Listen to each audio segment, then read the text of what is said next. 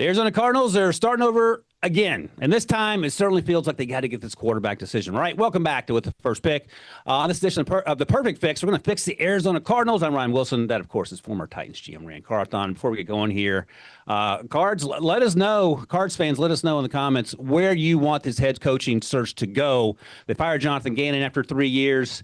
It didn't quite work out. He had wins of 4, 8, and 3 each of those 3 years. They still have GM Monty Ossenfort there. They've drafted really well. And then it's the Kyler Murray situation that they have to figure out, Rand. So let's start there. Kyler Murray, 2026 starter or not? Because there are some very serious salary cap implications if you move on from him. Certainly if you cut him, but if you trade him, you can alleviate some of that pain. I think it's 27 or so million this year, maybe a little more next year. But what are you doing with Kyler in 2026? Yeah, I'm moving on. I think I think if you're Monty Ossenfort, who I think he has the chance to establish himself as the GM there, like fully, because I know Monty and I, we were hired around the same time. So I'm pretty sure he's in line for an extension or working towards potentially having an extension. But even that, it's your turn to get your quarterback. You inherited Kyler Murray. And I think we saw when Jacoby Brissett entered the lineup, I think we saw the offense open up, and I think we saw receivers playing better. We were ready, and I'm saying we as the media were ready to cast Marvin Harrison Jr. as a bust. Like, what's wrong with this guy? Can he not? But when he got a quarterback in there that played on time, that played on schedule, his performance stepped up, and all the other receivers around him, performance stepped up. And so I think it's time for them to move on. You talked about the implications. Kyler has a $53.2 million cap number for this year and a dead cap number of 54.7 entering it, which includes a $17 million roster bonus and a $7.2 million option bonus. So all of that, we will have the answer to this Kyler Murray saga pretty quickly heading into it before the new league year starts, which I don't know the exact date, but it's sometime in March. Right now, in terms of cap space, they have $44 million in cap space, and they do have 3.9, so we'll call it $4 million in dead cap space. So if you were able to trade him, and you said the number was in the 20s to, let's just say $20 to $30 million, if they had to take that, you don't want to have that number that high in terms of your dead cap space, but you do have the room to take that on if you were able to move on from Kyler Murray. Yeah, post June 1st cut $27 million in 2026 and then another $7 million in change in 2027. So you spread it out a little bit, mostly on the front end there. Just a one-word answer here. If you're the New York Jets, now that Dante Moore's come back to school, would you trade a day 2 pick for Kyler Murray? Yes. Oh, okay. Interesting. All right. We'll circle back and talk more about that in the coming days and weeks for sure. I mentioned the head coaching vacancy. Jonathan Gannon is out. Some of the guys they've interviewed, and you can certainly tell me the direction that makes the most sense.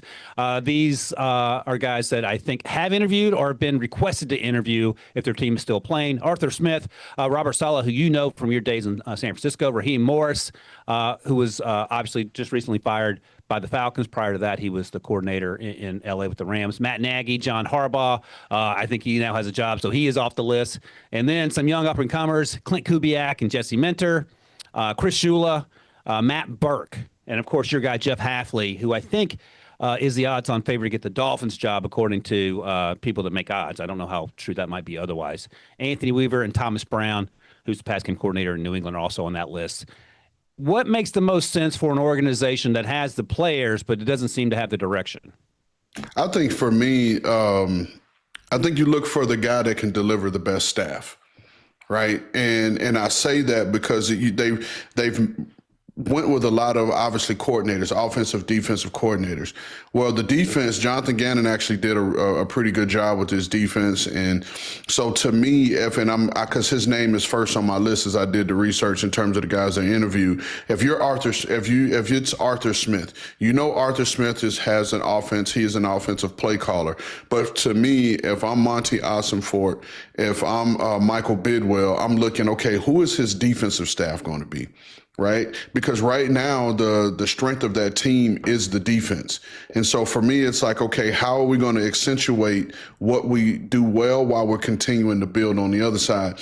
And on the flip side, if it was Jesse Minter, a defensive minded guy, then it's like, okay, not only for a defensive minded guy is who the OC is going to be, but what's the succession plan if we have success and that OC is going to could potentially move on and become a coordinator? How can we keep the same system and camaraderie with guys we already have on the staff? If you go all the way back to the Atlanta Falcons team when they won the Super Bowl, or went to the Super Bowl, excuse me, on their offensive side of the ball, on their coaching staff, Kyle Shanahan was the offensive coordinator. Matt LaFleur was the quarterback coach. Mike McDaniel was on that staff. Mike LaFleur was on that staff. Raheem Morris was even the receiver coach at that time on that staff. And think about all five of those guys I named, what, four are head coaches or had been head coaches. But when Kyle Shanahan left, all those guys, I think with the exception of Raheem, all left, right? So Matt LaFleur left to go with Sean McVay to become the offensive coordinator. And then Kyle was able to get Mike LaFleur and Mike McDaniel with him to San Francisco. And then that forced the Atlanta Falcons to then go outside. And then they just had a rotation of guys in and out as offensive coordinator. So that was one thing when I was the Titans GM and we were interviewing defensive-minded coaches. It was like, okay, show me the succession plan. What is your succession plan if this offensive coordinator gets a job? And so for me, if you're the Arizona Cardinals, because you already have a strong defense, show me the succession plan and how we're going to build this offense and bring that whole thing together. So that's what I would be asking and looking for. That's a great point. And again, that's why you're so valuable, Rand. You bring insights that Here we go. Folks don't think about. No, I'm serious. Like you, that's an important emphasis. And, you hire hot coordinator X, and then a year from now, he's got a head coaching job, and you're left wondering, all right, how would he fix this thing? All right, you mentioned that the Cardinals have around $44 million in salary cap space. I think that's 12th in terms of best available. Let's do the old thing here where we list their soon-to-be free agents, and you can tell me how much sense it makes to try to keep them. And then, of course, you have to remember this in the context of potentially having to eat some dead cap if Kyler moves on.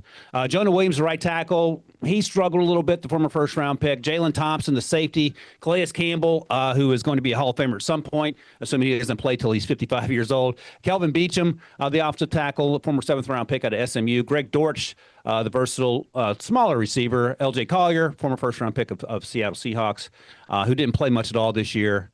And Zay Jones, who also was injured for much of the season. Anything here intrigue you, Rand, in terms of running it back maybe a year or two? Jalen Thompson intrigues me. I'll say that. And, as much as I love the big fella Calais is 39 years old.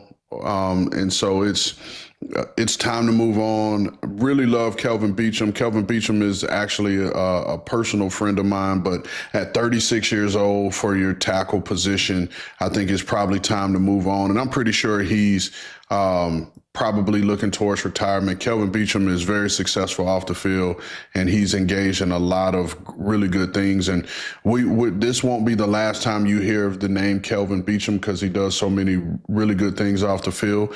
But at 36 years old, you don't know what you're getting out of your tackle. And at this point, he's a swing tackle at 36 years old. So I'd be looking to start fresh with bringing in a new head coach, a new way of doing things if I was the GM there.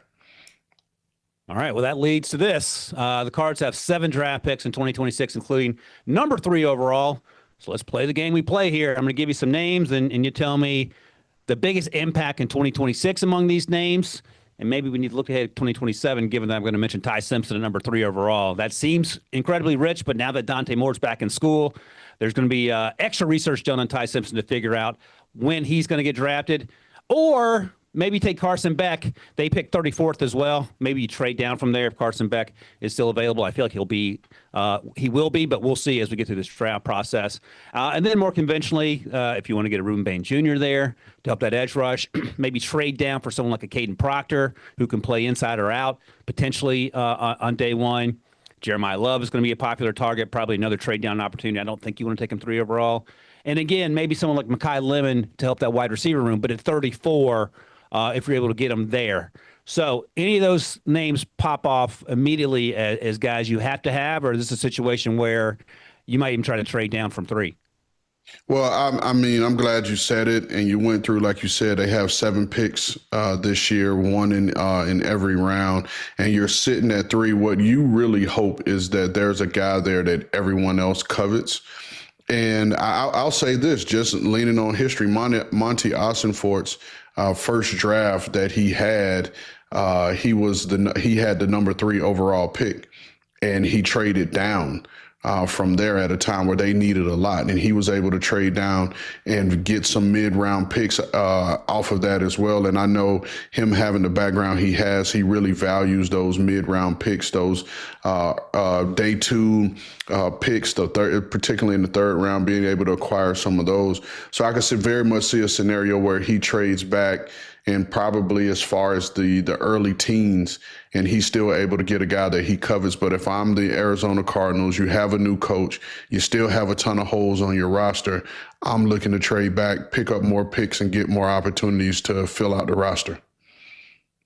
So it feels like, given that this quarterback class, it might be lighter than last year's quarterback class at the top, are you hoping and praying that someone falls in love with Ty Simpson, or are you hoping and praying that you fall in love with Ty Simpson? No, I'm just hoping and praying they fall in love with somebody. It doesn't necessarily have to be Ty Simpson, right? There will be a player that shoots up the board in a way that we'll start talking with. The conversation will change where we're not going potentially 1, 2, 3 at quarterback. Because now, like you said, if with Dante Moore going back to college, forget about someone needing a quarterback at 3. What are the Jets going to do at 2 now? Right. You know, and so it's, but at least we know, because of the way the draft works, someone will be drafted 2nd, someone will be drafted 3rd.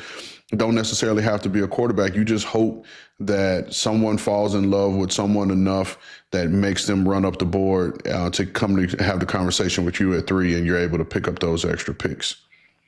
All right, one last thing on this. When you were in Tennessee, you guys drafted Will Levis with the 2nd pick in the 2nd round, I believe.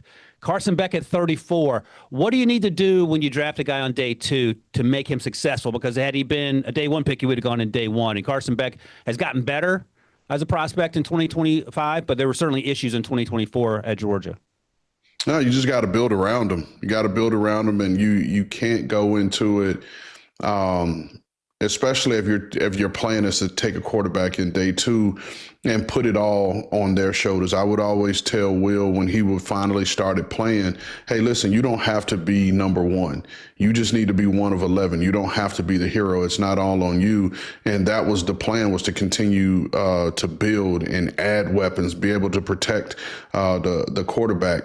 And so I think, the Raiders had success. They took Derek Carr in the 2nd round, and he came in and played really well for them and played a long time there as their starter. So you can find guys, obviously, in all those rounds. You go back to Andy Dalton. He was a 2nd round pick of the Cincinnati Bengals, started there for them a long time, led them to a ton of playoff appearances. And so you can find those guys. I do think that, and again, it all depends on who the offensive coordinator is and what they want to do.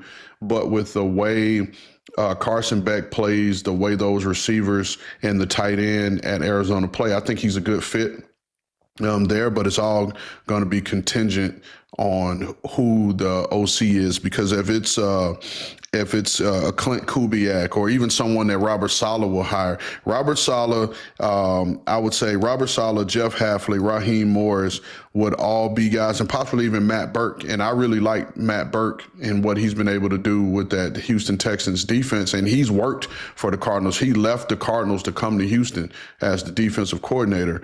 But all those guys that I named, they all have history of that Shanahan McVay offense, right? Which features, now McVay evolved because he had Matt Stafford, but you can still see some of the naked, some of the boots, and the play action stuff. And so I think that would benefit a guy like Carson Wentz, and you're not just having him go 3, 5, 7-step drop the whole game. I think having a guy like that in this type system would help.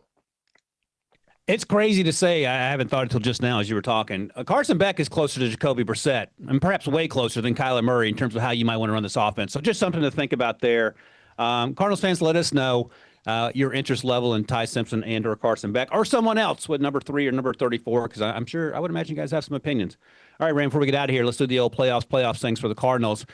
In this division, if we're being honest with ourselves, this feels like a 2 and maybe 3 year situation, especially since you don't know the quarterback or the coach right now. In another division, maybe that turnaround's quicker.